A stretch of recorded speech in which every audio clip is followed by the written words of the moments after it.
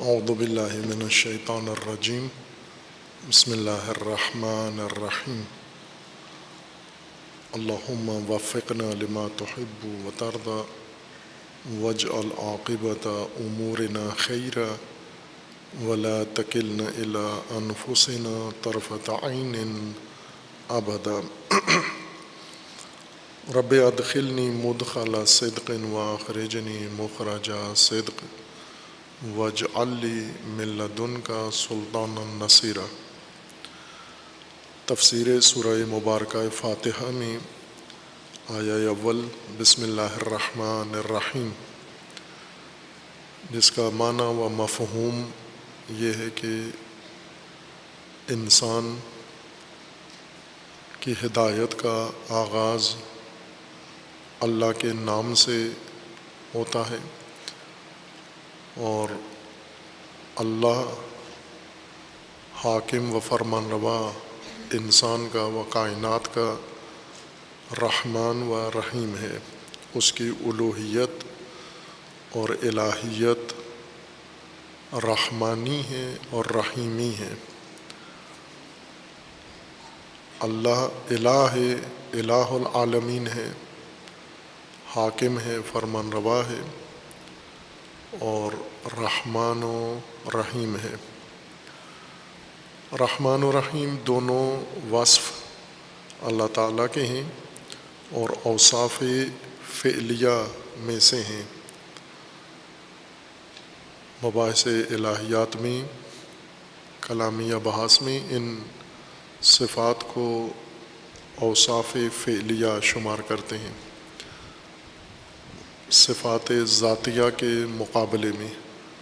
صفات ذاتیہ ان صفات کو کہتے ہیں جو اللہ کی ذات سے ماخوذ ہیں، اللہ کی ذات ان صفات سے متصف ہے اور عین ذات ہیں، اللہ تعالیٰ کی ذات ہی ہیں، دو چیزیں نہیں ہیں، صفت و موصوف، بلکہ اللہ کی ذات چونکہ جامع جمیع کمالات ہے، اس وجہ سے یہ ساری صفات اس ذات سے انتزاع کی جاتی ہیں، اخذ کی جاتی ہیں اور نسبت دی جاتی ہیں حق تعالیٰ کی جانب۔ دوسری قسم ان صفات کی ہے جو ذات اللہ کی ذات سے نہیں لی جاتی، اللہ تعالیٰ کے فعل سے وہ صفات اخذ کی جاتی ہیں۔ اللہ کا فعل ان صفات سے موصوف ہوتا ہے اور متصف ہوتا ہے، اور بہت ساری صفات جنہیں ہم صفات الہیہ شمار کرتے ہیں اور اسماء حسنی میں وہ صفات موجود ہیں، تکرار ہوتی ہیں، مذکور ہیں، یہ صفات فعلیہ ہیں حق تعالیٰ کی۔ فعل خدا، مخلوق خدا، خلق خدا کو فعل کہتے ہیں۔ مصدری معنی میں جیسے انسان کا فعل انسان سے صادر ہوتا ہے، اللہ کا فعل خود وہ حقیقت ہے جو اللہ تعالیٰ سے ایجاد ہوتی ہے۔ حق تعالیٰ نے جس کو لباس خلقت عطا کیا ہے، وجود دیا ہے، وہ شے فعل شمار ہوتی ہے۔ جیسے یہ زمین و آسمان، یہ اللہ تعالیٰ کا فعل ہے۔ حیات دینا اللہ تعالیٰ کا فعل ہے، زندگی انسان کی اللہ کا فعل ہے، وجود انسان کا یہ اللہ تعالیٰ کا فعل ہے۔ اس فعل سے صفات الہیہ منتزع ہوتی ہیں اور اللہ تعالیٰ کی طرف منسوب ہوتی ہیں، اس بنیاد پر کہ چونکہ اللہ کے فعل سے یہ صفات اخذ کی گئی ہیں، لہٰذا اللہ تعالیٰ کی صفات شمار ہوتی ہیں۔ رحمت صفات فعلیہ میں سے ہے، اللہ کے فعل کا نام رحمت ہے، یعنی اللہ تعالیٰ سے جو کچھ ایجاد ہوتا ہے، عطا ہوتا ہے، اس کو رحمت کہتے ہیں۔ لیکن ہر عطا کو رحمت نہیں کہتے، خصوصاً وہ عطا، وہ فعل اللہ تعالیٰ کا جس سے کسی شے کی بنیادی کمی دور ہوتی ہے، اور اس کی حیاتی ضرورت پوری ہوتی ہے، اس عطا کو، اس ایجاد کو اور اس فعل کو رحمت کہا جاتا ہے۔ رحمت کے لیے پہلے موجودات ہونا ضروری ہیں، اور ان موجودات کے اندر رحمت کی گنجائش ہونا ضروری ہے۔ اور رحمت کی گنجائش کا مطلب یہ ہے کہ ان کے وجود میں، ان کی ضرورت میں، ان کی بقا میں انہیں ایسے وسائل کی ضرورت ہے جس کے ذریعے سے ان کا تکامل ہو، ان کی کمی پوری ہو اور ان کی ضرورت پوری ہو، تاکہ وہ اپنی زندگی کو، اپنے وجود کو برقرار رکھ سکیں۔ جس عطا سے، جس فعل سے یہ ضرورت و کمی پوری ہوتی ہے اسے رحمت کہا جاتا ہے۔ یہ صفت انسانوں میں بھی ہے، اور انسانوں میں یہ صفت مخلوق میں ایک اور معنی میں استعمال کی جاتی ہے، مخلوق کے فعل سے ہی لی جاتی ہے، لیکن بنیادی طور پر فعل نہیں ہے مخلوق کا۔ رحمت اللہ کا فعل ہے، لیکن انسان کا فعل نہیں ہے، انسان کی حالت کا نام ہے، نہ انسان کے فعل کا نام۔ حالت سے مراد انفعال اور تأثر ہے۔ انسان کی صفات دو طرح کی ہیں، کچھ انسان کی صفات ہیں تاثیری ہیں، انسان سے کوئی اثر سرزد ہوتا ہے، اور بعض اوقات انسان کسی چیز سے اثر لیتا ہے، اور اثر لینے کے نتیجے میں انسان کے اندر ایک تأثر قائم ہوتا ہے، انفعال قائم ہوتا ہے۔ اس انفعال کو رحمت کہتے ہیں۔ اس کا معنی ہوتا ہے نرمی، رقت، ترحم اور رافت یا تعاطف۔ یہ انسانوں کے لیے ہے، نرم دل ہونا، مہربان ہونا، رقیق القلب ہونا، اور دوسروں کی نسبت انسان کے اندر ہمدردی کا احساس، یہ انسان کا انفعال ہے، یہ انسان کا تأثر ہے، یعنی کسی دوسری چیز نے انسان پر اثر ڈالا ہے اور اس کی تاثیر کے نتیجے میں یہ کیفیت انسان میں ایجاد ہوئی ہے، جس کو رحمت و مہربانی نام دیا جاتا ہے۔ اللہ تعالیٰ میں انفعال نہیں ہے، یوں نہیں کہ اللہ تعالیٰ پر انسانی اعمال یا غیر انسانی اعمال اثر چھوڑتے ہیں اور انسانی حالات سے متاثر ہوتی ہے اللہ کی ذات، منفعل ہوتی ہے اللہ تعالیٰ کی ذات۔ اللہ کی ذات میں انفعال نہیں ہے، تأثر نہیں ہے، تاثیر ہے، فاعلیت ہے، لیکن تأثر و انفعال نہیں ہے۔ یہ صفات مخلوق میں سے ہے، خالق منزہ ہے تأثر و انفعال سے۔ لیکن عموماً رحمت کو انفعالی معنی میں بیان کر کے پھر اللہ تعالیٰ کی طرف منسوب کرتے ہیں، ساتھ یہ تاکید کر دیتے ہیں کہ اس کو جب اللہ تعالیٰ کی طرف آپ منسوب کریں گے تو تنزیہ کر کے اس صفت کو اللہ کی طرف نسبت دیں، یعنی انفعال اور تأثر اس میں سے حذف کر کے باقی صفت کو اللہ کی طرف منسوب کریں، وہ رحمت کہلاتی ہے۔ اتنا پیچیدہ کام کرنے کی ضرورت نہیں ہے کہ پہلے ہم رحمت کا معنی انفعال کریں، تأثر کریں، انفعال اور تأثر کے نتیجے میں پیدا ہونے والا احساس رقت اور نرمی، پھر رحمت کو نرمی معنی، مہربانی معنی کر کے جب اللہ کی طرف منسوب کریں تو پہلے نرمی و مہربانی اور تأثر و انفعال کو اس سے ختم کریں، حذف کریں، پھر باقی ماندہ حالت کو اللہ کی طرف منسوب کریں۔ بلکہ رحمت کسی کی کمی دور کرنا، اس کو رحمت کہتے ہیں، یا جس وسیلے سے، جس ذریعے سے، جس سبب سے کسی شے کی کمی دور ہو وہ وسیلہ رحمت کہلاتا ہے۔ جیسے انسان کے اندر کمی ہے، بھوک لگتی ہے تو اس کی کمی غذا کی اس کو محسوس ہوتی ہے، پیاس لگتی ہے پانی کی کمی اس کو محسوس ہوتی ہے۔ یہ کمی اور کمبود، یہ فقدان انسان کے اندر بھوک بن کر اور پیاس بن کر احساس کے طور پر ظاہر ہوتا ہے۔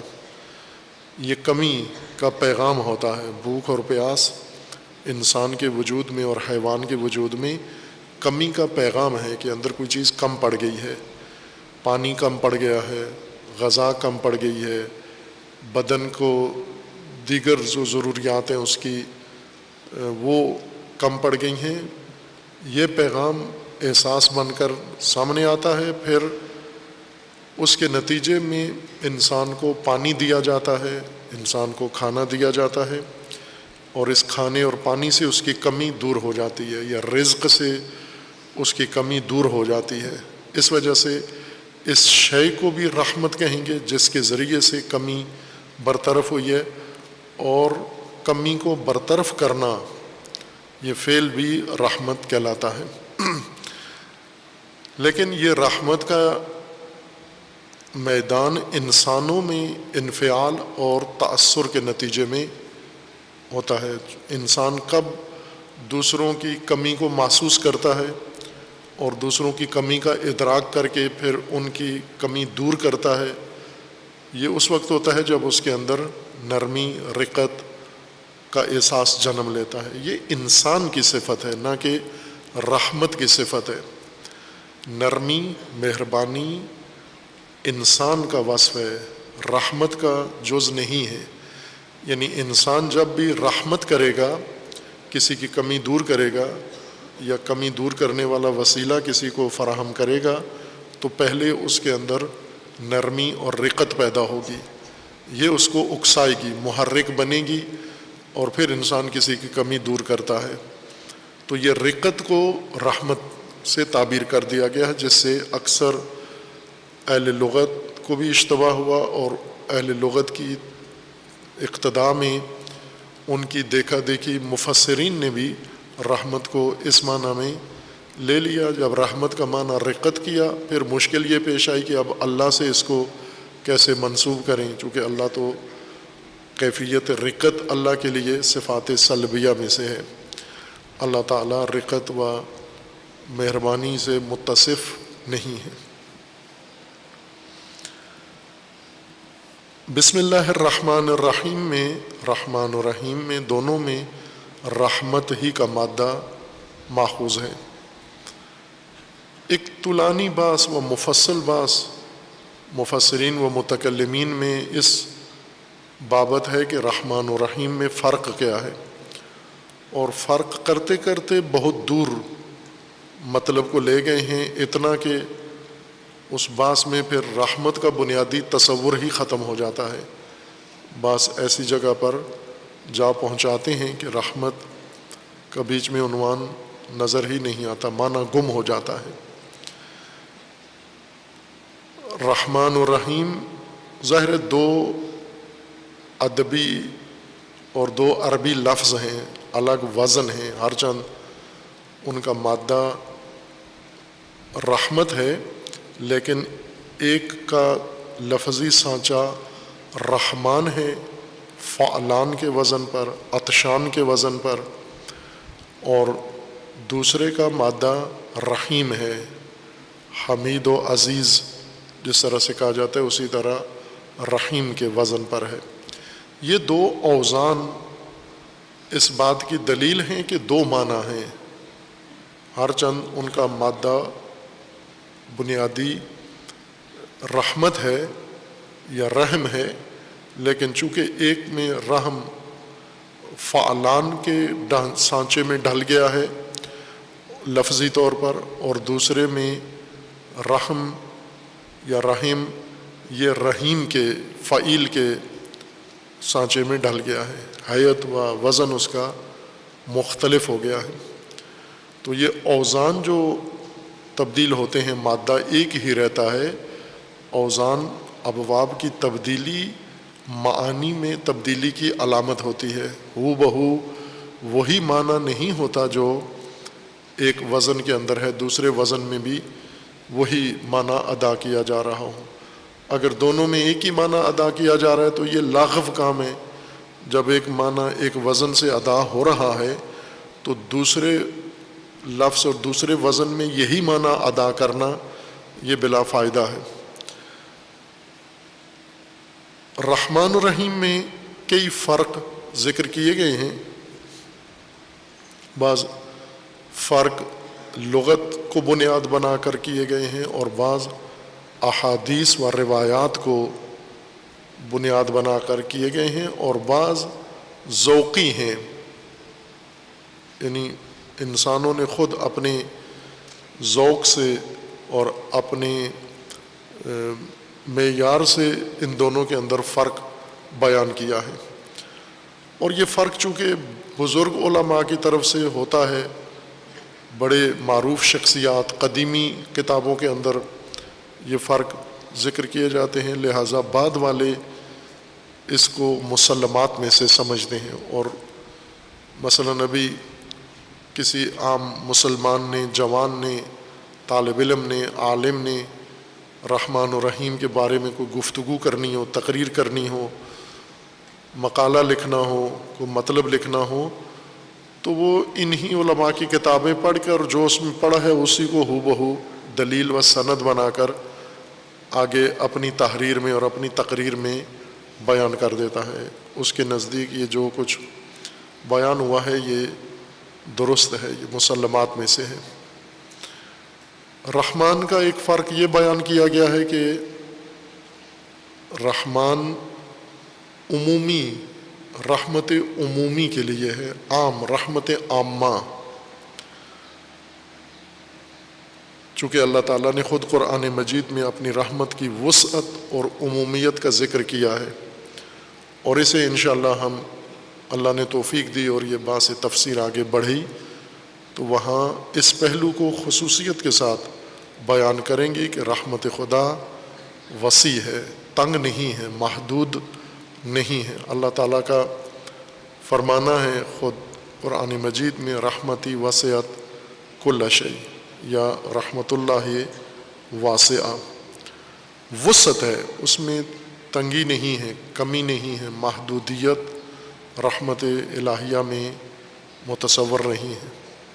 لیکن آیا یہ وسعت رحمان کے ذریعے سے بیان کی گئی ہے یا وسعت رحمت کے لیے الگ دلیل موجود ہے؟ لفظ رحمان اور وزن فعلان وسعت پر دلالت کرتا ہے، یہ بعض روایات کی وجہ سے ہے۔ کچھ روایات میں یہ تعبیر آئی ہے کہ رحمت اسم خاص ہے اور وصف عام ہے۔ رحمت کے بارے میں روایت کے الفاظ یہ ہیں کہ اسم خاص ہے لیکن وصف اس کا عام ہے، یعنی عمومیت ہے اس کے اندر۔ اس کو بنیاد بنا کر کہا گیا ہے کہ رحمت کی دلالت عمومیت پر ہے، وسعت پر ہے۔ اور رحیمیت کو کہا گیا ہے کہ یہ رحمت خاصہ ہے، رحمت عامہ اور رحمت خاصہ، یعنی وہ رحمت جو سب موجودات کو شامل ہے اور وہ موجودات جو فقط مختص ہے خاص گروہ کے ساتھ۔ جیسے رحیم کو کہا گیا کہ یہ رحمت خاصہ ہے، رحیم والی رحمت خاص رحمت ہے، خاص سے مراد مومنین کے ساتھ مختص رحمت ہے، یعنی اللہ مومنین کے لیے رحیم ہے، باقی تمام مخلوقات اور موجودات کے لیے رحمان ہے۔ اسے فرق کے طور پر بیان کیا گیا ہے۔ رحمت رحیمیہ کو رحمت خاصہ اور رحمت رحمانی کو رحمت عامہ منع کیا گیا ہے۔ گویا یہ تأثر دیا جا رہا ہے کہ رحمان وسعت پر دلالت کرتا ہے اور رحیم کا وزن فعیل یہ خصوصیت پہ دلالت کرتا ہے۔ جیسا عرض کیا کہ یہ روایت کی وجہ سے ہے، ورنہ لغوی طور پر اور ادبی قاعدے کے مطابق یہ فرق دونوں میں نہیں ہے۔ عمومیت و خصوصیت، نہ رحمان کا وزن فعلان عمومیت پر دلالت کرتا ہے، اور نہ وزن فعیل یہ خصوصیت پر دلالت کرتا ہے۔ فعلان ادبی طور پر یہ وزن مبالغہ ہے، مبالغے کے لیے استعمال ہوتا ہے، اور اس کا مطلب یہ ہوتا ہے کہ جس مادہ پر یہ وزن سوار کیا جاتا ہے اور مادہ لفظ کو، حروف کو اس وزن کے قالب میں اور ہیئت میں ڈالا جاتا ہے، وزن فعلان اسی مادہ میں شدت، وفور اور امتلاء پر دلالت کرتا ہے۔ فعلان جس چیز کو بھی فعلان کے وزن کے ساتھ بیان کیا جائے عربی قاعدے اور عربی زبان کے قواعد کے مطابق، اس کا مطلب یہ ہوتا ہے کہ یہ شے شدید ہے، اس میں فراوانی ہے اور اس کے اندر شدت ہے۔ عمومیت نہیں ہوتی اس کے اندر، شدت، وفور اور مبالغہ یعنی امتلاء کا مطلب یہ ہوتا ہے کہ پر حالت، بھری ہوئی حالت پر عطشان دلالت کرتا ہے، فعلان دلالت کرتا ہے۔ جیسے عطشان ہے، عطش پیاس کو کہتے ہیں، جب اسی کو عطشان مادے میں لے جاتے ہیں، فعلان میں اس عطش کو تبدیل کرتے ہیں وزن فعلان میں، تو اس کا مطلب یہ ہوتا ہے کہ پیاس میں شدت ہے، پیاس میں فراوانی ہے، اور پیاس نے پورے وجود کو بھر دیا ہے، سراپا وجود پیاس بن گیا ہے۔ اگر صرف جیسے روزے کی حالت میں انسان خصوصاً جب معمولات زندگی بھی انجام دے رہا ہو، اگر روزہ رکھ کے اور ایئر کنڈیشن آن کر کے سو جائے تو ممکن ہے عطش اس کو اثناء میں محسوس ہو، لیکن عطشان نہیں ہوگا کبھی بھی، یعنی اتنی شدت پیاس کی نہیں آ جائے گی کہ وہ شدت غلبہ پا لے اس پر، پیاس انسان کے وجود پر غلبہ پا لے۔ زبان کو یا گلے میں پیاس محسوس ہوتی ہے، بس اس سے زیادہ باقی وجود پیاس سے متاثر نہیں ہوتا۔ لیکن اگر انسان گرمی کا موسم ہو اور روزہ رکھ کے کام کاج بھی کر رہا ہو، رفت و آمد بھی کر رہا ہو، معمولات زندگی بھی انجام دے رہا ہو، تو گرمی کی وجہ سے، فعالیت کی وجہ سے، تحرک کی وجہ سے جسم کے اندر موجود پانی وہ مصرف ہو جاتا ہے، صرف ہو جاتا ہے، کچھ پسینہ بن جاتا ہے، کچھ ویسے تصفیہ کے طور پر بدن سے خارج ہو جاتا ہے، اور کچھ اور انسان کے بدن میں استعمال میں ہو کر بدن کے اندر پانی کی قلت پڑ جاتی ہے، کمی محسوس ہوتی ہے، اور پورا بدن اس کمی کو عطش کی صورت میں، پیاس کی شکل میں ظاہر کرتا ہے۔ پیاس ایک طلب ہے، اس میں شدت آ جاتی ہے، یہ عطشان ہے۔ عطشان کا مطلب یہ نہیں ہے کہ سب پیاسے ہیں، عطشان کا مطلب یہ کہ یہ ایک آدمی جو پیاسا ہے بہت شدید پیاسا ہے، مبالغہ ہے اس کے اندر، شدت ہے، وفور ہے، فراوانی ہے اور امتلاء و غلبہ ہے، یعنی پورے وجود پر عطش مستولی ہو گئی ہے، اس کو عطش نے گھیر لیا ہے۔ عمومیت نہیں ہے رحمان کے، نہ ریح میم دلالت کرتا ہے رحمت عام ہے، اور نہ ہی وزن فعلان دلالت کرتا ہے عمومیت پر۔ اس فرق کا مبنا روایت ہے جو کتب احادیث میں منقول ہے، اور رحیم فعیل کے وزن پر ہے، صفت مشبہہ عام تلفظ میں کہتے ہیں، اور شاید صحیح تلفظ صفت مشبہہ ہے۔ صفت مشبہہ بھی وہی معنی ادا کرتا ہے، فاعلی معنی ہے۔ بعض نے اس کو دونوں کو مبالغہ ہی کہا ہے کہ دونوں کا مطلب ایک ہی ہے، وزن میں بھی کوئی فرق نہیں پڑتا، لیکن عموماً وزن فعیل یہ جس مادہ پر بھی سوار ہو جائے اس کا مطلب یہ وزن دلالت کرتا ہے ثبوت پر، یعنی یہ چیز ثابت ہے، زائل ہونے والی نہیں ہے، اور دوام پر، تلازم، لزوم، ثبات اور دوام، یہ اس وزن کی خصوصیات ہیں ادبی طور پر۔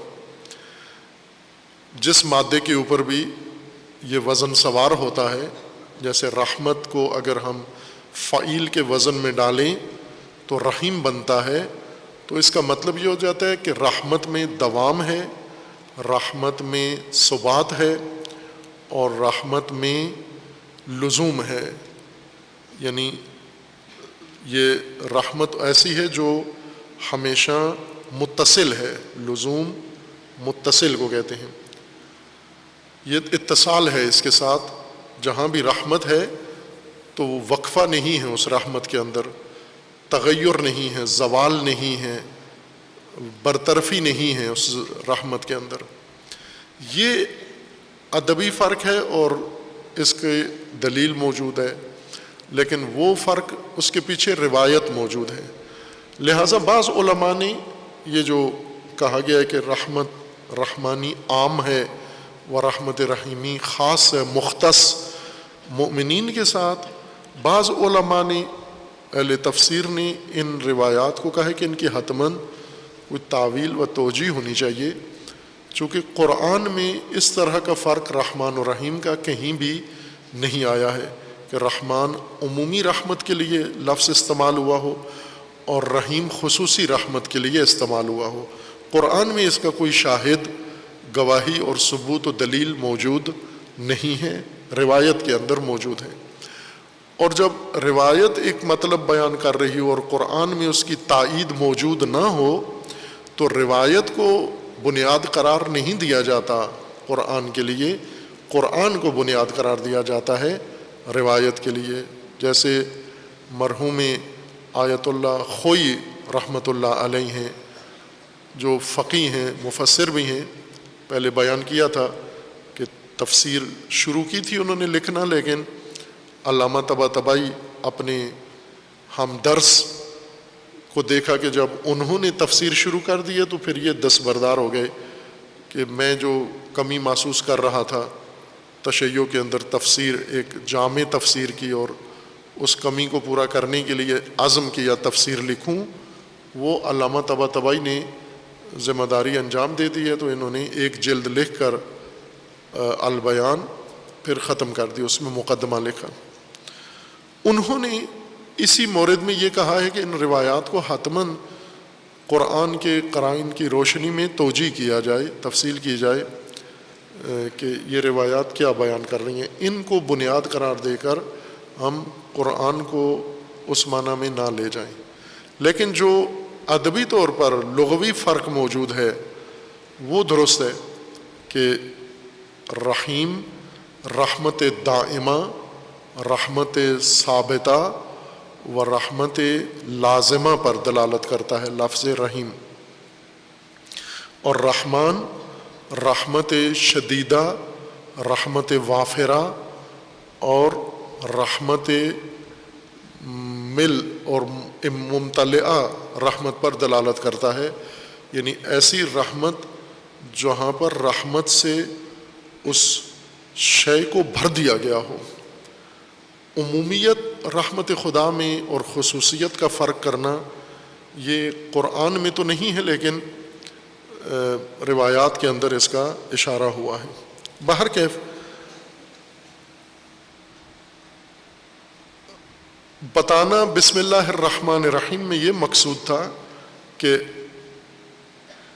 بسم اللہ یعنی اللہ کا نام خدا پر انسان کی ہدایت کا اور زندگی کا نظام استوار ہے، قائم ہے، اور انسان نے بھی اس کو اسی طرح سے لینا ہے۔ اللہ کے نام پر ہدایت لینی ہے اور اللہ کے نام پر زندگی چلانی ہے۔ مجرا و مرسا اللہ کا نام ہے۔ اللہ کون ہے جس کے نام پر انسان کی زندگی گزرنی ہے؟ اللہ الہ ہے انسان کا اور کائنات کا، الہ حاکم، مقتدر اور فرمان روا۔ یہ فرمان روا جس کی حاکمیت میں انسان آیا ہے اور جس کے نام پر اس نے آگے نظام زندگی بنانا ہے اور چلانا ہے، یہ الہ رحیم ہے و رحمان ہے، یعنی اس کا طرز حکمرانی رحیمی و رحمانی ہے، طرز حکمرانی اللہ کا۔ چونکہ قرآن کریم جس فضا میں نازل ہوا ہے، رحمان الرحیم یا اللہ تعالیٰ کی صفات مختص نہیں ہے قرآن کریم کے ساتھ کہ پہلی دفعہ قرآن کریم میں یہ صفات نازل ہوئی ہیں، بلکہ اس سے پہلے دیگر آسمانی کتابوں کے اندر بھی اللہ تعالیٰ کے یہ اوصاف ان کا حصہ تھے، ان کا جز تھے ان کتابوں کا، اور ان انبیاء نے جن پر یہ کتابیں نازل ہوئی ہیں انہوں نے ان اوصاف کی تعلیم اپنی قوموں کو اور ان لوگوں کو دی تھی جو اس وقت اللہ پر ایمان رکھتے تھے، مومنین کو۔ بس یوں نہیں ہے کہ یہ حقائق پہلی دفعہ قرآن نے لوگوں کو الوہیت سے آشنا کیا ہے، اللہ کے نام سے واقف کرایا ہے۔ رحمان الرحیم پہلی دفعہ، اس سے پہلے لوگوں کے ذہنوں میں یہ تصور نہیں تھا، پہلے والی کتابوں میں بھی تھا، لیکن انسانی تاریخ میں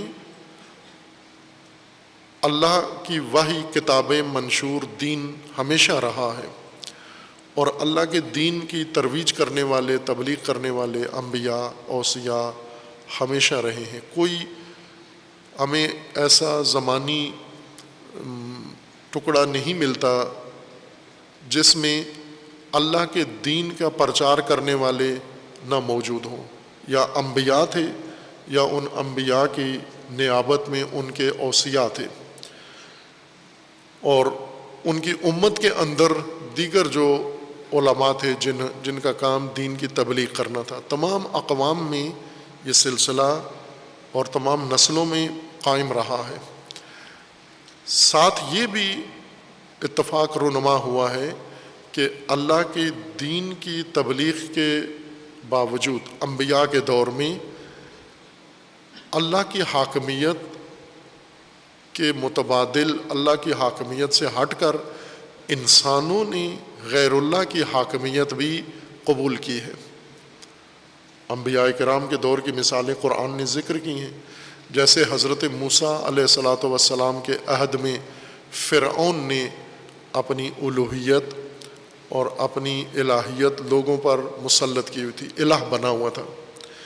الہ سے مقصود یہ نہیں تھا کہ اس کی عبادت ہوتی تھی، پوجا ہوتی تھی، نمازیں اس کی طرف رخ کر کے لوگ سجدے کرتے تھے فرعون کو۔ فرمان روا تھا اور اطاعت کرتے تھے اس کی، وہ حکم دیتا تھا، فرمان دیتا تھا، اور ساری قوم بنی اسرائیل اور اس کی اپنی قوم وہ سارے مل کر اس کو اپنا حاکم سمجھتے تھے اور اس کے ہر فرمان پر عمل کرتے تھے، اس کے عبید بنے ہوئے تھے، اس کے اطاعت گزار بنے ہوئے تھے۔ اور یہ خود آیہ کریمہ الہ کا معنی سمجھانے کے لیے بھی یہ آیہ کریمہ ایک دلیل ہے، قرآن میں ثبوت کے طور پر ہے۔ جیسے چند آیات پہلے بیان کی تھی کہ الہ قرآن میں حاکم و فرمان روا مراد ہے، اور معبود سے مراد یعنی مطاع، جس کی اطاعت کی گئی ہو۔ عبد وہ آمادہ انسان جس نے اپنے آپ کو حاکم کی، کسی بھی حاکم کی اطاعت کے لیے تیار کر لیا ہو۔ جیسے پاکستانیوں نے مثلا 2018 میں ووٹ دے کر اپنے آپ کو عمران خان کی اطاعت کے لیے تیار کیا ہے، ووٹ دے کر یہ اعلان کیا ہے کہ آپ ہمارے فرمان روا ہیں، حاکم ہیں، آپ حکم دیں ہم اطاعت کریں گے آپ کی، عبد بنے، اس کے عبدیت کا اظہار کیا ہے۔ ووٹ ڈالنا حاکم کی عبدیت کا اعلان کرنا ہے کہ آپ کی اطاعت کے لیے ہم تیار ہو چکے ہیں، ذہنی طور پر ہم باقاعدہ مطمئن ہو چکے ہیں، قانع ہو چکے ہیں کہ بہترین حاکم اس وقت آپ ہیں، آپ کو چنتے ہیں حاکمیت کے لیے ہم۔ جس طرح قرآن کریم میں ظاہراً سورہ نساء کی آیت میں ہے کہ ایسے لوگوں کو دیکھا ہے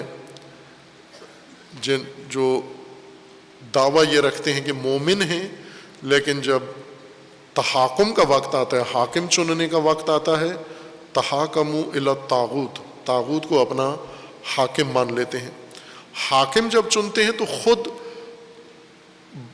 فوراً عبد بن جاتے ہیں، یعنی یوں نہیں کہ آپ کسی کو ووٹ کے ذریعے، بیعت کے ذریعے، حمایت کے ذریعے حاکم چنیں اور خود اس کے عبد نہ بنے، آپ خود ہی عبد ہو جاتے ہیں جب وہ حاکم آپ کا ہوتا ہے اور آپ اسے حاکم مانتے ہیں، آپ اس کے عبد ہو جاتے ہیں۔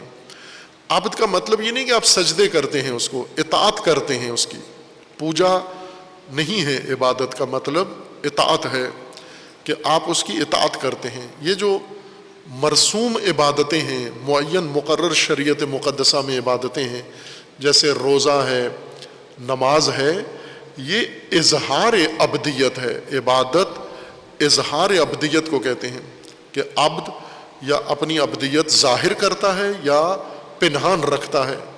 اگر عبد ہو، عبدیت ظاہر نہ کرے، مستکبر کہلاتا ہے، یہ مستکبر ہے۔ اگر عبد نہ ہو اور اظہار بھی نہ کرے، یہ متکبر ہے۔ عبد ہو اور ظاہر نہ کرے، مستکبر ہے۔ عبد ہو اور ظاہر بھی کرے، یہ عابد ہے، یہ عبادت گزار عابد ہے۔ پوجا جو مرسوم عبادت ہے، مقررہ عبادت ہے، یہ اظہار عبدیت ہے، خود عبدیت اطاعت ہے، فرمان روائی کو ماننا ہے، فرمان بری کرنا ہے۔ فرعون نے حضرت موسیٰ علیہ السلام سے یہی کہا کہ، یعنی فرعون کے جو درباری تھے، انہوں نے فرعون کو اکسایا کہ یہ موسیٰ تو بڑی خرابی کرنے آ رہا ہے، آپ کی سلطنت کو گرانے آیا ہے، سلطنت آپ کی نابود ہو رہی ہے۔ اور پھر فرعون نے موسیٰ علیہ السلام کو، جب موسیٰ علیہ السلام کو اللہ نے حکم دیا کہ جائیں اس کو جا کر ہدایت کریں، تنبیہ کریں، اس کو تذکر دیں، تو اس نے یہی کہا کہ مجھے الہ مانتے ہو یا میرے علاوہ کوئی الہ ہے آپ کا؟ حاکم کون ہے آپ کا؟ میں حاکم ہوں یا میرے علاوہ کوئی آپ کا حاکم ہے؟ یہ قرآن کریم کی آیات میں صراحت کے ساتھ ہے۔ ظاہر ہے وہاں پر اب الہ سے مراد معبود بمعنی مسجود نہیں ہے۔ متعدد آیات ہیں جو فرعون کی اپنے آپ کو الہ منوانے اور الہ سمجھنے کی اوپر رہنمائی کر رہی ہیں کہ فرعون لوگوں کا الہ بنا ہوا تھا اور لوگوں نے اس کو الہ مانا ہوا تھا۔ الہ سے مراد مسجود نہیں، حاکم، فرمان روا مانا ہوا تھا۔ جیسے آج ہر مملکت کے اندر انسانوں نے کسی ایک فرد کو اپنا حاکم و فرمان روا مان لیا ہے، وہ جو فرمان دیتا ہے اس کی اطاعت کرتے ہیں۔ یہی کام فرعون بھی کرتا تھا۔ سورہ قصص کی آیہ 38 میں وَقَالَ فِرْعَوْنُ يَا أَيُّهَا الْمَلَأُ مَا عَلِمْتُ لَكُمْ مِنْ إِلَٰهٍ غَيْرِي، اے ملا درباری، وزیر، وزراء، سرکردہ، سرغنے لوگ جو سیاسی نظام کے ستون تھے اس کے، ان کو ملا قرآن نے کہا ہے۔ اور یہ ہر قوم کے اندر ملا موجود ہیں جو اس کی گمراہی کا بنیادی سبب ہیں۔ اس وقت پاکستان بھی انہی ملا کے ہاتھوں تباہی تک پہنچا ہے۔ فرعون اور اس کے ملا، درباری اور اس کے وزیر، افسران، جب حضرت موسیٰ علیہ السلام نے اس کو بتایا کہ اللہ الہ ہے، تو الہ نہیں ہے، تو اس وقت اس نے اپنے ملا کو کہا وَقَالَ فِرْعَوْنُ يَا أَيُّهَا الْمَلَأُ مَا عَلِمْتُ لَكُمْ مِنْ إِلَٰهٍ غَيْرِي، میں اپنے علاوہ تو کوئی حاکم تمہارا نہیں پہچانتا، میرے علم میں تو نہیں ہے کہ میرے علاوہ بھی کوئی تمہارا حاکم موجود ہے۔ اس نے کہا کہ میرے علاوہ کوئی حاکم، حکمران تمہارا، مجھے تو نہیں معلوم کہ فرعون کے علاوہ بھی تمہاری سلطنت میں کسی کا فرمان چلتا ہے۔ اور لوگوں نے بھی کہا کہ تو ہی ہمارا الہ ہے. ما علمت لکم من الہ غیری، یہ نہیں کہا کہ میرے علاوہ کوئی مسجود ہے تمہارا. حاکم مراد ہے جو فرعون کی وہاں پر سلطنت قائم تھی. اب اسی طرح حضرت موسیٰ علیہ السلام کو بھی خطاب کر کے اس نے یہی کہا کہ اگر مجھے الہ نہیں مانا آپ نے تو پھر اس صورت میں میں آپ کو سخت سزا دوں گا اور سزا کے لیے آپ تیار ہو جائیں. حضرت موسیٰ علیہ السلام نے بھی فرعون کی الوہیت کا انکار بھی کیا تھا اور لوگوں کو بھی اسی طرف دعوت دی تھی کہ یہ نہیں ہے تمہارا الہ، فرعون نہیں ہے تمہارا الہ، فرعون کے علاوہ اللہ کی ذات تمہارا الہ ہے. مقصود یہ کہ ایسے آلہہ انسانوں نے انبیاء کے دور میں بنائے ہوئے تھے، اللہ کو چھوڑ کر انبیاء کی تعلیم کو نظر انداز کر کے، اور وہ آج تک سلسلہ جاری ہے. انسان ابھی بھی اللہ کو چھوڑ کر آلہہ کے اندر گرفتار ہیں، مسلمان بھی اور غیر مسلم بھی سب. جو اصل بنیادی مشکل ہے کہ اللہ کے علاوہ جو آلہہ ہیں، حکمران ہیں، کثرت سے ہیں، انسانوں نے ان کو مانا ہوا ہے یا انہوں نے اپنے آپ کو انسانوں پر اپنے آپ کو بطور حاکم ٹھونسا ہوا ہے. ان کی حاکمیت کا انداز کیا ہے؟ اللہ کے علاوہ جو حاکم ہیں، زمین کے بنے ہوئے، تاریخ میں رہے ہیں اور آج بھی موجود ہیں. مثلا ہم موجودہ آلہہ کا ذکر کرتے ہیں، موجودہ حکمرانوں کا ذکر کرتے ہیں. مسلمانوں کے اوپر جتنے آلہہ ہیں، حکمران ہیں، اور مسلمان ملکوں کے علاوہ جو حکمران ہیں، ان کی طرز حکمرانی کو نگاہ کریں آپ کس انداز کی ہے. وہ طرز حکمرانی جابرانہ، ظالمانہ، مکارانہ اور مستبدانہ ہے. استبداد ان آلہہ و حکمرانوں کا بنیادی منشور ہے. استبداد پہلے یہ مطلب تشریح کیا ہوا ہے اور اس کے متعلق بحث بھی کی ہوئی ہے تفصیل کے ساتھ کہ دو بڑی مشکلیں آج بھی موجودہ نسل کو اور ہمارے دین کو، ہمارے مکتب کو، تشیع کو بھی، تسنن کو بھی دو بڑی مشکلات کا سامنا ہے. ایک انسداد اور ایک استبداد.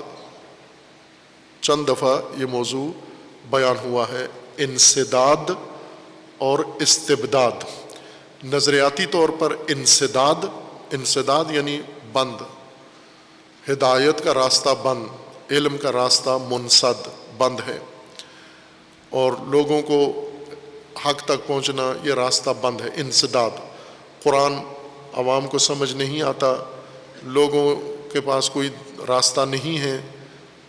زمانہ غیبت کا ہے، غیبت کے زمانے میں امام تک دسترسی نہیں ہے، امام کی کوئی نائب بھی نہیں ہے، علماء کی بھی اطاعت نہیں کرنی. علماء کے پاس جائیں تو وہ کہتے ہیں علم کا راستہ ویسے بند ہے، ظنون کا راستہ کھلا ہوا ہے.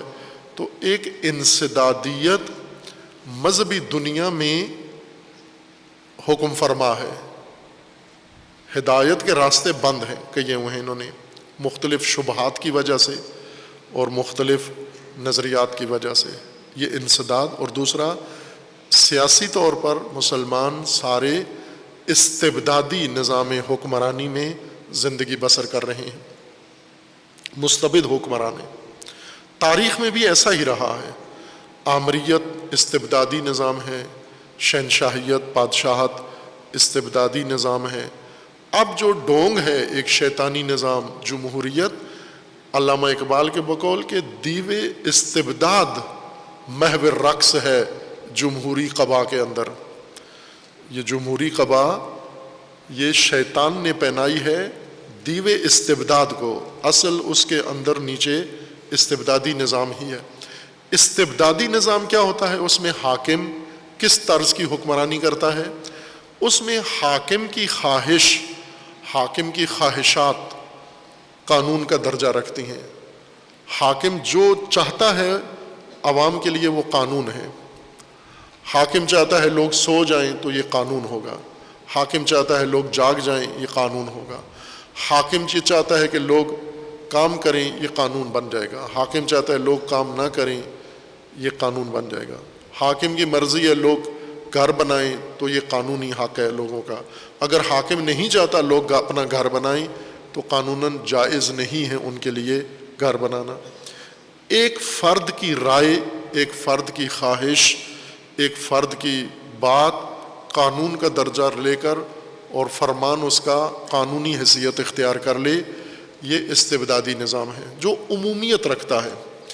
اور اس کے ساتھ ساتھ دوسرا جو قرآن کریم نے ذکر کیا ہے، آلہہ، غیر اللہ کے علاوہ جو آلہہ لوگوں نے چنے ہیں اور بنائے ہیں، ان کا طرز حکمرانی ظالمانہ ہے اور ان کا طرز حکمرانی مستکبرانہ ہے. ان کا طرز حکمرانی مکارانہ ہے، مکر ہے، فریب ہے، دھوکہ ہے اور استبداد ہے و ظلم ہے. ان کے طرز حکمرانی میں لوگوں نے، مثلا حضرت موسیٰ جس قوم کے اندر مبعوث ہوئے، انہوں نے موسیٰ جو حکمرانی یا حاکمیت ان کو متعارف کروا رہے ہیں، انہوں نے عملاً پہلے سے اپنے ملک میں لاگو، جاری اور نافذ حکمرانی دیکھی ہوئی ہے.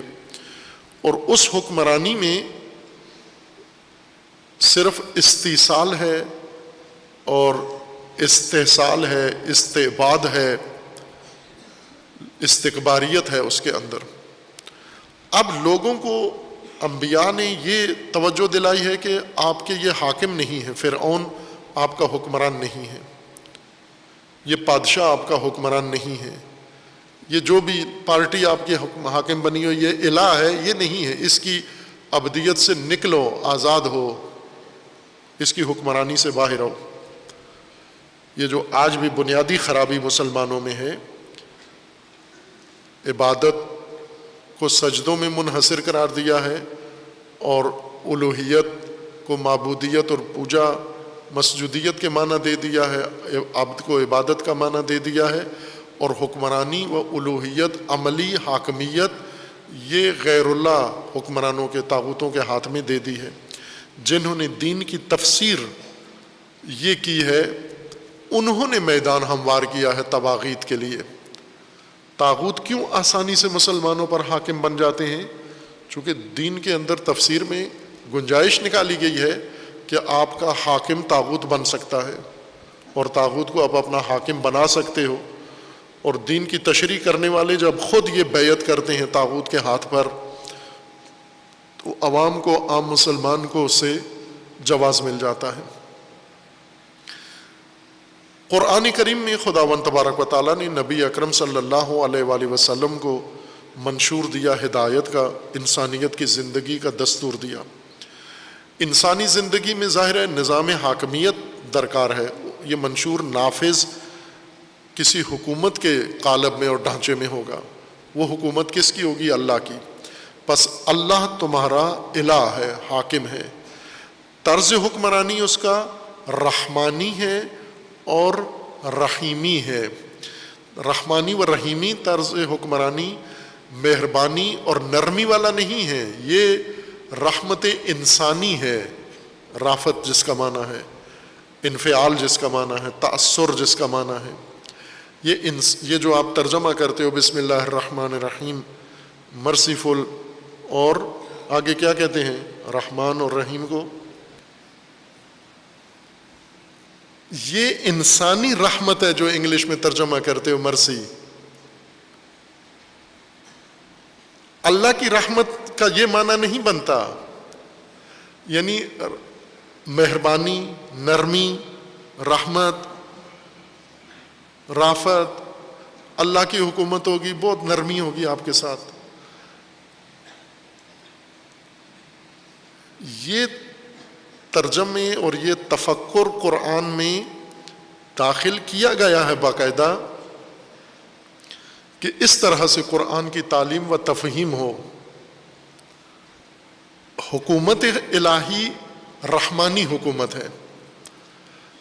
مجھے یاد ہے کچھ عرصہ پہلے ایران میں یہ سابقہ صدر، ابھی موجودہ صدر ابراہیم رئیسی ہیں، ان سے پہلے حسن روحانی تھے، دونوں عالم دین ہیں، یہ بھی وہ بھی، وہ لیبرل خیالات والے عالم دین ہیں، امامہ پہنا ہوا ہے، ابا کبا پہنا ہوا ہے، اسلامی حکومت کے صدر تھے، لوگوں نے چنا ہے، لیکن ان کا جو نظریہ ہے اپنا اور ان کی پارٹی کا اور ان کے ہم فکر لوگوں کا، وہ لیبرلزم ہے کہ اسلامی حکومت کے بجائے لیبرل حکومت، ڈیموکریسی اور جمہوریت، لوگوں کی حکومت ہونی چاہیے، اللہ کی حکومت کے بجائے لوگوں کی حکومت ہونی چاہیے، عوامی حکومت ہونی چاہیے۔ انہوں نے یہ کثرت سے یہ تعبیر استعمال کی ایران کے اندر کہ دولت حکومت کو کہتے ہیں، کہ اسلام کی حکومت اور اسلام جو اللہ نے اسلام اتارا ہے وہ رحمانی اسلام ہے، وہ تشدد والا اسلام نہیں ہے، رحمانی کو اس کے مقابلے میں استعمال کرتے تھے، یعنی وہ حکومت جو عورتوں کو پردہ کرائے، ظاہر عورتیں نہیں کرنا چاہتی، اتفاقاً کم ایرانی عورتیں پردہ کرنا چاہتی ہیں، ان کو زبردستی پردہ کروایا جاتا ہے۔ اگر آج وہاں یہ سختی حکومتی اٹھا لی جائے تو وہ ایران جو نیچے سے نکلے گا وہ بہت عجیب و غریب ہوگا۔ ابھی سختی ہوتے ہوئے بھی وہاں سے پاکستان میں بہتر پردہ ہے، یہ خود ایرانی علماء، ایرانی بعض شخصیات نے پاکستان آ کر یہ تائید کی ہے، مجھے یاد ہے خود میرے سامنے انہوں نے یہ کہا ہے کہ یہاں پر سختی بھی نہیں ہے اور پردہ بھی ہے، یہاں پر ہم سختی بھی کرتے ہیں لیکن اتنا بھی پردہ نہیں ہے جتنا یہاں پاکستان کے اندر ہے۔ اور یہ ایک خوبی ہے پاکستان میں، آزاد ماحول ہونے کے باوجود بھی لوگ اس فساد میں اس طرح نہیں کودے جس طرح لوگوں کو توقع تھی۔ میڈیا کر رہا ہے، شاید ہو جائے گا، وہ ماحول آ جائے گا، لیکن ابھی تک نہیں ہوا۔ پاکستان کے دیہاتوں میں، شہروں میں اور بازاروں میں وہ منظر نہیں ہیں جو باقی دنیا میں مسلمان ممالک میں حتیٰ دیکھنے کو ملتے ہیں۔ ان کا یہ کہنا تھا کہ عورتوں کو جبری پردہ کرانا یہ تشدد ہے، اور اسلام رحمانی چہرہ نہیں ہے۔ اسلام کا رحمانی چہرہ وہ اس سیاسی اصطلاح بنائی تھی انہوں نے، اسلام رحمانی یعنی جو مرضی ہے لوگوں کو کرنے دو، حکومت کو مہربان ہونا چاہیے، رحم دل ہونا چاہیے، سزائیں نہیں دینی چاہیے، حدود نافذ نہیں کرنی چاہیے، نرمی۔ ظاہر ہے اگر کسی نے غلطی کی ہے، جرم کیا ہے، سیاسی جرم کیا ہے اور ملکی سلامتی خطرے میں ڈالی ہے تو آپ کو رحمانی حکومت کرنی چاہیے۔ یہ ایران کے اندر کثرت سے یہ بات چھڑی تھی ان کی حکومت کے دوران، جب تک وہ صدر رہے ہیں تو یہ اسلام رحمانی اور اسلام سخت گیر، اس کو لفظ استعمال کرتے تھے، یہ دونوں کا تقابل کیا جاتا تھا۔ تو رحمانی سے مراد وہ یہی لیتے ہیں، یعنی نرمی والا، درگزشت والا، چشم پوشی کرنے والا اور سختی نہ کرنے والا، یہ رحمانی۔ خوب کتنی بڑی تحریف رحمت اور رحمانیت اور رحیمیت میں کر کے اور اس کو قرآن کا ترجمہ بنا دیا، تفسیر بنا دیا، اور پھر یہی رحمانیت ابھی عمل میں بھی ہے۔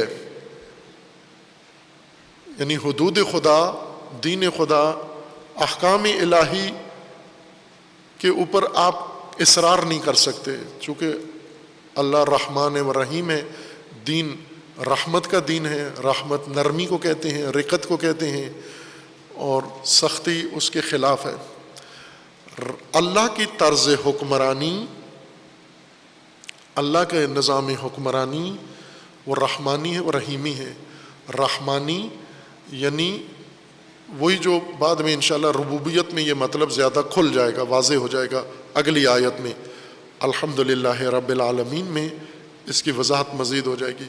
بسم اللہ الرحمن الرحیم میں طرز حکومت اللہ رحمانی ہے، یعنی اس طرز حکومت میں مخلوق کی تمام ضرورتیں نظام رحمت سے ساری فراہم شدہ اور پوری ہیں۔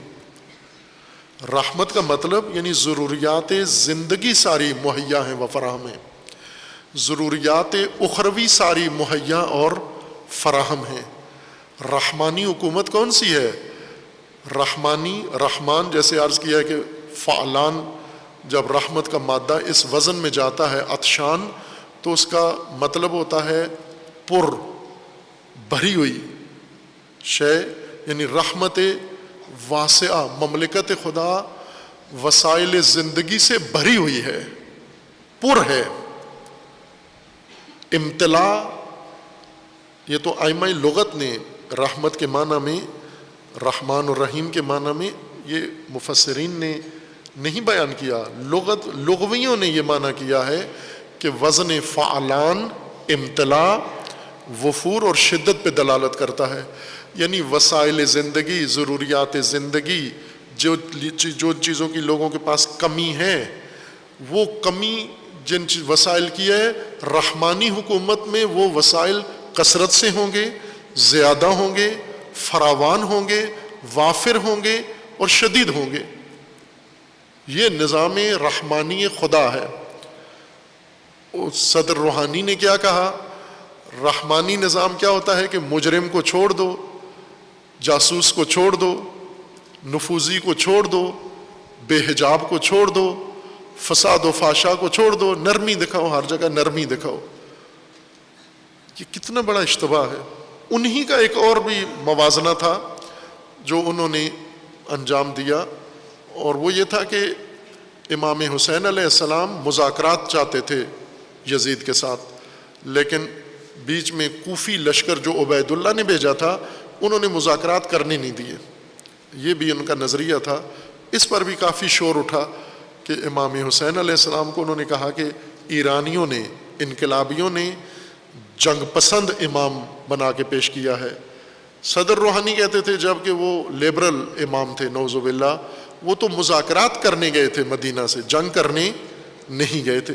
پھر اس پر کافی ان کی ملامت ہوئی، سرزنش ہوئی، رہبر معظم نے بھی ان کی کافی سرزنش کی، لیکن ظاہر طاقت جس کے پاس ہو، قدرت جس کے پاس اقتدار آیا ہوا ہو، اس پر یہ نصیحتیں اور سرزنشیں اثر نہیں کرتی۔ میں یہ حوالہ اس لیے دے رہا ہوں کہ رحمانیت کا اصل میدان حاکمیت ہے۔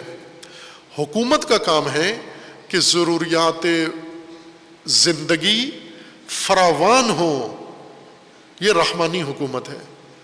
رحیمی حکومت یعنی ہمیشہ کے لیے ہو، نہ یہ کہ الیکشن کے موقع پر آپ لوگوں کو چیزیں فراہم کر دیں پھر اس کے بعد لوگوں سے غائب ہو جائیں۔ ابھی پاکستان میں آپ بنیادی ضروریات زندگی سے ساری قوم محروم ہے۔ تعلیم بنیادی ضرورت ہے، راشن زندگی کا کھانا بنیادی ضرورت ہے، گھر بنیادی ضرورت ہے، روٹی کپڑا مکان بنیادی ضرورت ہے، علاج معالجہ بنیادی ضرورت ہے، تعلیم تزکیہ بنیادی ضرورت ہے، امن و امان بنیادی ضرورت ہے، روزگار کے مواقع بنیادی ضرورت ہے، اور لباس پوشاک بنیادی ضرورت ہے۔ اسی طرح شادی بیاہ اور ان کی ضروریات بنیادی ضرورتیں ہیں۔ رحمانی حکومت ہوتی تو یہ ساری ضرورتیں وافر مقدار میں موجود ہوتی۔ رحمانی حکومت کا مراد نرم دل حکومت نہیں ہے۔ رحمانی حاکمیت اللہ یعنی فراوانی رحمت۔ رحمت کیا ہے؟ وہ چیزیں، وہ وسائل جن سے زندگی کی کمیاں دور ہوتی ہیں، بنیادی ضرورتیں جس سے حاصل ہوتی ہیں۔ اللہ کی طرز حکمرانی رحمانی ہے و رحیمی ہے۔ بسم اللہ الرحمن الرحیم، آپ نے زندگی حاکمیت اللہ میں شروع کی ہے۔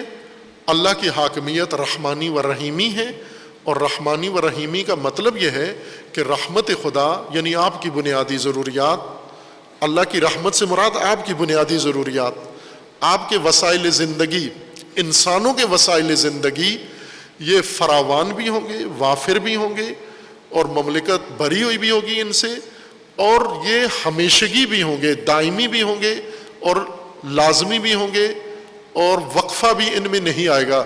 یوں نہیں کہ ایک سال قحط پڑ جائے گا اور ایک سال ان کے اندر فراوانی ہو جائے گی۔ یہ ہے بسم اللہ الرحمن الرحیم، ہدایت کا پہلا جملہ، ہدایت بشر کے لیے جو اللہ نے وحی اتاری ہے، قانون بھیجا ہے، اس کا پہلا جملہ یہ ہے بسم اللہ الرحمن الرحیم۔ کس کے نام پر زندگی گزارو؟ جمہوریت کے نام پر، طاغوتوں کے نام پر، فرعونوں کے نام پر، نمرودوں کے نام پر، سلاطین کے نام پر، بادشاہوں کے نام پر؟ نہ، اللہ کے نام پر۔ اللہ کے نام پر تم نے زندگی گزارنی ہے۔ اللہ کون ہے؟ الہ ہے تمہارا، حاکم ہے۔ کیسا حاکم ہے؟ رحمان و رحیم ہے، یعنی تمہاری ضروریات اس کے اختیار میں ہیں، تمہاری ضروریات تمہارے اللہ کے پاس ہیں، اور وہ رحمان و رحیم ہے، یعنی وہی وہ عطیے آپ کو دے گا، آپ کے لیے وہ سارے وسائل فراہم کرے گا، چونکہ مالک وہ ہے، رازق وہ ہے، ہر چیز اس کے اختیار میں ہے۔ یہ آغاز ہے ہدایت کے منشور کا، اور ہدایت کی کتاب کا آغاز ہے انسان کی زندگی کے لیے۔ اس کو اب توجہ کریں کہ قرآن مجید کی چند آیات اسی مطلب کی تائید کے لیے پڑھتے ہیں تبرکاً، کہ رحمت کے ذریعے سے ہوا کیا ہے، حکومت رحمانی میں کیا صورت ہوتی ہے، نرم دل لوگوں کی حکومت اور رحمانی نظام حکومت، یعنی جس کے اندر رزق و روزی اور وسائل فراوانی ہو ضروریات زندگی کی، اس حکومت میں فرق کیا ہوتا ہے۔ سورہ مبارکہ انعام کی آیت 54 میں ہے، فَقُلْ سَلَامٌ عَلَيْكُمْ كَتَبَ رَبُّكُمْ عَلَى نَفْسِهِ الرَّحْمَةِ، تمہارے رب نے اپنے اوپر رحمت کو لازم قرار دیا ہے۔ رحمت لازمی ہو گئی ہے اللہ کے لیے، مکتوب ہو گئی ہے، فرض ہو گئی ہے، چونکہ رب ہے۔ اور جیسے اشارہ کیا تھا کہ یہ مطلب ربوبیت میں اور زیادہ کھل جائے گا، الحمدللہ رب العالمین۔ ابھی ہم نے بسم اللہ میں رحمان الرحیم استعمال ہونے کی وجہ سے اس کی وضاحت کی ہے۔ کتب ربکم علی نفسہ، تمہارے رب نے، الہ نے، حاکم و فرمان روا نے اپنے اوپر رحمت کو لازم قرار دیا ہے، واجب قرار دیا ہے کہ بندوں کو رحمت کے ساتھ ربوبیت کرے گا، رحمت کے ساتھ الوہیت و الہیت کا نظام اور حکومت کا نظام بنائے گا۔ سورہ انعام میں ہی آیا 147 میں ہے، فَإِن كَذَّبُوكَ فَقُلْ رَبُّكُمْ ذُو رَحْمَةٍ وَاسِعَةٍ، تمہارے رب کی رحمت وسیع ہے۔ یوں نہیں ہے کہ اللہ کی دو رحمتیں ہیں، ایک مختص مومنین کے ساتھ ہے اور ایک عمومی ہے۔ اللہ کی ہر رحمت عمومی ہے، رحمتی وسعت کل شیء، اللہ کی ہر رحمت عمومی ہے، مختص نہیں ہے کسی کے ساتھ۔ البتہ رحمت کے درجے ہیں، استحقاق اور قابلیت چاہیے اس رحمت کے لیے۔ اگر ایک شخص ان کے ہاں کسی چیز کی کمی ہے، اس کمی کو اللہ سے چاہتے ہیں دور ہو، تو انہیں اس کے لیے اپنی قابلیت و استحقاق ثابت کرنا ہوگا۔ لیکن اللہ کی طرف سے کوئی اس طرح کی تقسیم نہیں ہے کہ یہ رحمت ان کے لیے ہے، یہ رحمت ان کے لیے ہے۔ یہ مسالک اور فرق نے ان کی الہیات اس طرح سے ہیں، فرقوں کے عقائد اس طرح سے ہوتے ہیں کہ اللہ کے بندے صرف ہمارا فرقہ ہے، باقی تمام بشر روئے زمین پر اللہ کے دشمن ہیں۔ یہ فرقوں کی تعلیمات ہیں۔ ہم اللہ کے بندے ہیں، مثلا کوئی بھی ایسا فرقہ ہو جو پوری دنیا میں ان کے 1,00,000 پیروکار ہیں، 7 ارب انسانوں میں سے، 700 کروڑ انسانوں میں سے 50,000 ایک فرقے کے پیروکار ہیں۔ ان کا یہ نظریہ ہے کہ یہ 50,000 یہ اللہ کے بندے ہیں، جنت میں یہ 50,000 جائیں گے۔ اتنی وسیع جنت کہ زمین و آسمان سے زیادہ وسیع ہے، عرضها السماوات والارض، اس کا چوڑائی زمین و آسمان کے برابر ہے، اس میں یہ 50,000 بندے وہاں پر ہوں گے۔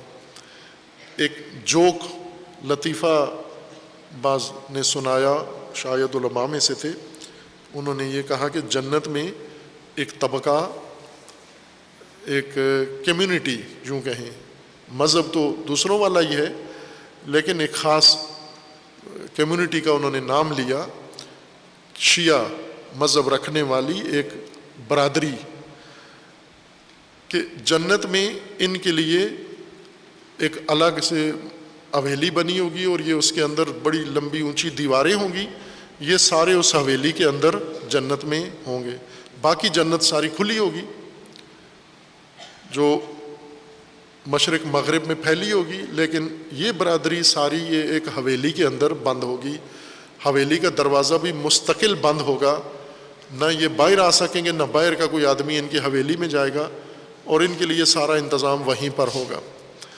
تو سب کے ذہنوں میں یہ سوال ہوگا کہ ان کو جنت میں ایک چھوٹی سی حویلی میں کیوں بند کیا گیا ہے؟ تو جواب یہ ملے گا کہ یہ جب دنیا میں تھے، ایمان لائے تھے، عبادتیں کرتے تھے، نیک عمل بہت کیے ہیں انہوں نے، ہر نیکی انہوں نے کی ہے، لیکن تصور ان کا یہ تھا کہ ہم ہی جنت میں جائیں گے، ہمارے علاوہ کوئی بھی جنت میں نہیں ہوگا۔ اس باور اور اس یقین کے ساتھ یہ مرے ہیں۔ اب اگر مرنے کے بعد جنت میں آ گئے ہیں اپنے اعمال کی وجہ سے، چونکہ نیک لوگ تھے، جنت میں آ کر ان کو پتہ چلے کہ ہم بھی جنت میں ہیں، ہمارے علاوہ بھی جنت میں ہیں، تو ان کا دل ٹوٹ جائے گا۔ اس لیے ان کا دل رکھنے کے لیے اللہ نے حویلی بنا کے ان کو وہاں بند کر دیا ہے، اور ان کے ذہن میں ابھی بھی یہی ہے کہ ہمارے علاوہ کوئی بھی جنت میں نہیں ہے۔ خوب، یہ فرقوں کی تعلیمات اس طرح کی ہیں، رحمت خدا کو محدود کرتے ہیں صرف اپنے ساتھ۔ اللہ نے رحمت کو ذکر کیا کہ رحمتی وسعت کل شیء، اور یہ رحمت خدا زمین پر وسیع ہے، آخرت میں بھی اس کے اندر وسعت ہے کہ تیرا رب ذو رحمت واسعہ ہے۔ آیہ 7 میں سورہ مبارکہ غافر میں اللہ تعالیٰ کا فرمان ہے، الذین یحملون العرش ومن حولہ یسبحون بحمد ربہم۔ عرش اللہ کی سلطنت کا دوسرا نام ہے، سلطنت خدا، حاکمیت خدا، اور حاکمیت خدا جہاں سے یہ نظام کائنات اور نظام ہدایت سارا مدیریت ہو رہا ہے۔ عرش ایڈمن کو کہہ لیں آپ، ایڈمنسٹریشن آفس ربوبیت خدا کا، وہ جسمانی نہیں ہے، اس کا کوئی ہیڈ کوارٹر بنا ہوا 7ویں آسمان پر یا 8ویں آسمان پر یا 16ویں آسمان پر، ایسے نہیں۔ اول تو آسمان اتنے ہے نہیں ہیں، آسمان اگر یہ گولے جو تیر رہے ہیں لیکن تو یہ تو کھربوں آسمان ہیں، یہ فضا نیلگوں یہ آسمان نہیں ہے، اور عرش خدا کوئی جسمانی کسی مکان پر نہیں ہے۔ عرش خدا یعنی اللہ کے اقتدار کا مرکز، اللہ کی قدرت و حاکمیت،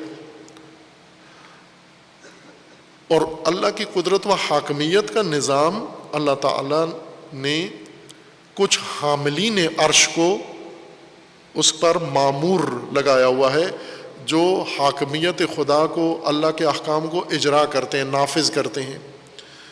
ان کے متعلق ہے الذین یحملون العرش۔ ہم عرش کے حاملین سمجھتے ہیں، جس طرح آج کل تو باراتیں گاڑیوں میں جاتی ہیں، پہلے ڈولی میں دلہن اٹھا کے لے جاتے تھے، شاید ابھی بھی بعض علاقوں میں ہوگا، اگر ہے یہ رواج تو اس کو باقی رکھیں۔ شہروں میں بھی مومنین ایک کام کریں کہ شادی حالوں میں شادیاں کرنے کے بجائے گھروں میں کریں، اور بارات اس پرانے طریقے سے لے کر جائیں، زیادہ بہتر ہے۔ اور اس میں ایک ڈولی کجاوا بنایا جاتا تھا، دلہن کو اس میں بٹھاتے تھے، ایک رانی کی طرح، ایک جس طرح ملکہ ہوتی ہے اس طرح، اور جوان اس کے اپنے رشتہ دار، بہن بھائی کزن اس کے، وہ اٹھاتے تھے، بہنیں تو نہیں، بھائی اس کے کندھوں پر اٹھاتے تھے، بہت عزت احترام کے ساتھ۔ لمبا سفر، بعض اوقات کئی کلومیٹر انہیں چلنا ہوتا تھا، اور وہ اس طرح سے یہ خاتون اپنے گھر پہنچا کے آتے تھے۔ اسی زمانے سے عرش خدا کی جو تفسیر علماء کرتے تھے وہ یہی سمجھ میں آتا تھا ایک ڈولی ہے اور اس کے اندر نعوذ باللہ اللہ ہے اور وہ ملائکہ نے اٹھائی ہوئی ہے، اور جہاں کام پڑتا ہے وہاں اٹھا کے لے جاتے ہیں اور وہاں پر دربار لگتا ہے اور اللہ لوگوں کو بلاتا ہے، پھر یہ فرشتے ڈولی اٹھاتے ہیں عرش، نعوذ باللہ۔ یہ وہ گمراہی کے بچگانہ افکار جو انسان دیکھتا ہے اس پر تطبیق کرتا ہے، وضاحت تو کوئی بھی نہیں کرتا تھا کہ عرش کیا چیز ہے، کرسی کیا چیز ہے۔ عرش حکومت الہی، مملکت الہی کا ایک مرتبہ ہے، اس کے حاملین ہیں یہ حاملین عرش، ومن حولہ یسبحون بحمد ربہم ویؤمنون بہ، یہ حمد خدا کرتے ہیں، تسبیح خدا کرتے ہیں، ویستغفرون للذین آمنوا، اور استغفار کرتے ہیں مومنوں کے لیے۔ یہ حاملین عرش مومنوں کے لیے مغفرت طلب کرتے ہیں اللہ سے، اور ان کی دعا اور ان کی مغفرت رد نہیں ہوتی، چونکہ نظام مملکت انہوں نے سنبھالا ہوا ہے، ان کے دوش پر ہے۔ حامل عرش یہ ہیں، اور یہ اللہ سے کہتے ہیں، یعنی یہ جو آپ کے لیے اللہ کا نظام چلا رہے ہیں، قدرت الہیہ کو اجرا کر رہے ہیں، نفاذ کر رہے ہیں، یہ مومنوں کے لیے دعا کرتے ہیں اللہ سے کہ خدایا ان کی مغفرت فرما مومنوں کی، اور یہ کہتے ہیں ربنا وسعت کل شیء رحمتا وعلما، اے پروردگار ہمارے، تو رحمت و علم میں وسیع رکھتا ہے، تیری رحمت و علم میں وسعت ہے۔ ربنا وسعت کل شیء، ہر شے کے اوپر تیری رحمت کا سایہ قائم ہے، ہر شے میں، ہر شے، یہ شے کا احاطہ کرنا، اس کا مدلول معین کرنا ناممکن ہے۔ کل شے، خود شے میں عمومیت ہے، اور کل کے آنے کے بعد یہ نکرہ، اس میں جو وسعت آئی ہے، ہر شے پر سایہ رحمت ہے تیرا، و علم، فاغفر للذین تابوا واتبعوا سبیلک وقہم عذاب الجحیم۔ اسی طرح اور بھی مختلف آیات ہیں جن میں اللہ تعالیٰ کی رحمت کی وسعت کا ذکر ہے، اور یہ بھی فرمایا ہے کہ لوگوں میں خوشحالی کب آتی ہے اور کس وقت لوگ خوشحال زندگی، مرفہ زندگی گزارتے ہیں، یہ بھی انہی آیات رحمت کے ضمن میں ہے۔ یہاں صرف تائید کے لیے چند آیات قرآن کریم کی ذکر کی تھیں کہ رحمت سے مراد وہ وسائل زندگی انسانوں، چونکہ انسانوں کے لیے اللہ رحمان و رحیم ہے، تو انسانوں کی تمام ضروریات، انسانوں کی زندگی کی جتنی کمی ہے وہ سب پوری کرنے کا نام رحمت ہے، اور پروردگار رحمانی رحمت اور رحیمی رحمت کے ساتھ آپ کا الہ ہے، وہ حاکم ہے، وہ فرمان روا ہے۔ آپ اس پروردگار اور رحمان و رحیم کو چھوڑ کر انہی وسائل زندگی کے لیے طاغوتوں کے دروازوں پہ ذلیل ہوتے ہو، خار ہوتے ہو، وہ غیر انسانی سلوک تمہارے ساتھ کرتے ہیں اور تمہارے لیے زندگی جینا حرام کر دیتے ہیں، تو اگر تم اس اللہ کی حکمرانی اور اطاعت میں آ جاؤ اور اس کا نظام حکومت قائم کرو جو اس نے رہنمائی کی ہے، تو تمہاری زندگی رحمتوں سے بھر جائے گی، تمہاری زندگی میں فرح و خوشحالی آ جائے گی کہ اللہ تعالیٰ انشاءاللہ وہ رحمت خاصہ، پہلے رحمت سب سے بڑی کمی ہمارے اندر فہم کی ہے، فہم کی رحمت پہلے عطا فرمائے، شعور کی کمی ہے ہمارے اندر شدید، یہ رحمت سب سے پہلے عطا فرمائے، پھر اس رحمت کے آنے سے ہماری بنیادی کمی دور ہو جائے گی، بے شعوری دور ہو جائے گی، نافہمی دور ہو جائے گی، اور اس وقت ہم باقی رحمت کے لیے اپنے آپ کو آمادہ کر پائیں گے، اور ماہ رحمت ہے، اسی دریافت کا مہینہ ہے، رحمت کے در کھلے ہیں اور آپ اس کے مدعو ہیں، مہمان ہیں، اور یہ بہترین موقع ہے، وہ فرصت ہے کہ وہ ساری کمی خدا سے اس ماہ میں طلب کر لیں، اور وہ وعدہ ہے کہ جب طلب کرو گے تو ضرور عطا ہوگی انشاءاللہ۔ صلی اللہ علی محمد و آلہ الطیبین الطاہرین۔